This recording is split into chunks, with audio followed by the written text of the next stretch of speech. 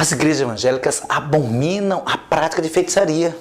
Contudo, muitos dão lugar às mesmas práticas absurdas e antibíblicas.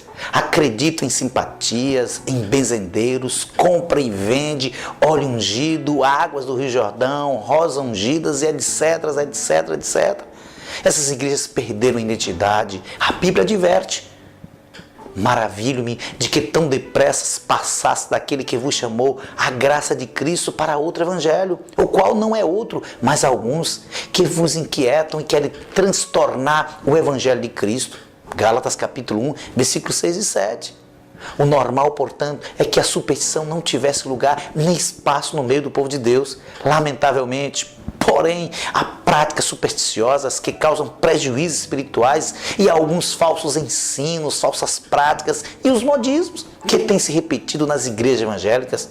Vamos meditar hoje sobre a oração no monte. Ah, sim, aqueles que somente adoram a Deus ou sentem sua presença no monte. Isso porque lá Deus realmente se manifesta, ocorrem manifestações sobrenaturais, como o brilho de galhos de árvores e de plantas e outras provas da presença do Senhor. Para dar respaldo bíblico às suas teses, os defensores da oração no monte não cessam de dar exemplos de várias manifestações divinas nos montes. Abraão no Moriá, Moisés no Sinai, Jesus no Tabor, no Calvário e no Monte das Oliveiras, aonde retornará para derrotar o anticristo. A utilização de montes como lugar de adoração, no entanto, nada tem a ver com essas narrativas bíblicas.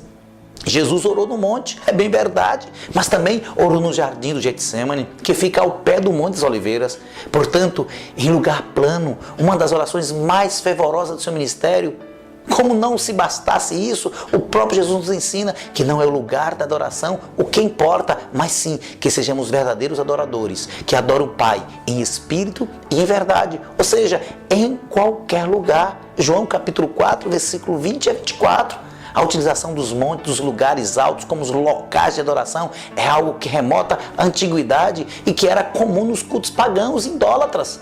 As escrituras não cessam de dizer que os israelitas, imitando os costumes de outros povos, cultuavam a Deus e as outras divindades nos lugares altos. Está em Isaías capítulo 16, versículo 12 e Jeremias capítulo 48, versículo 35. Algo que era reprovado pelo Senhor. Vês que não era esta a prescrição da lei de Moisés. Se você olhar bem claro, como iremos nos prender à ideia supersticiosa de que no monte Deus se manifesta melhor ou mais do que no vale, ou no nosso aposento em casa?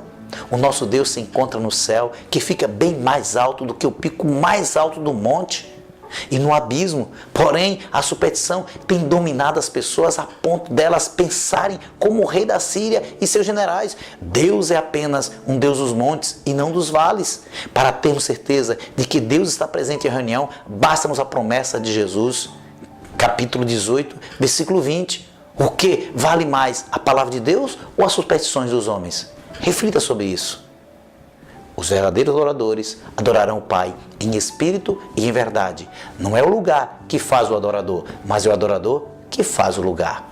Que Deus em Cristo abençoe e que possamos aprender juntos a palavra de Deus. Amém.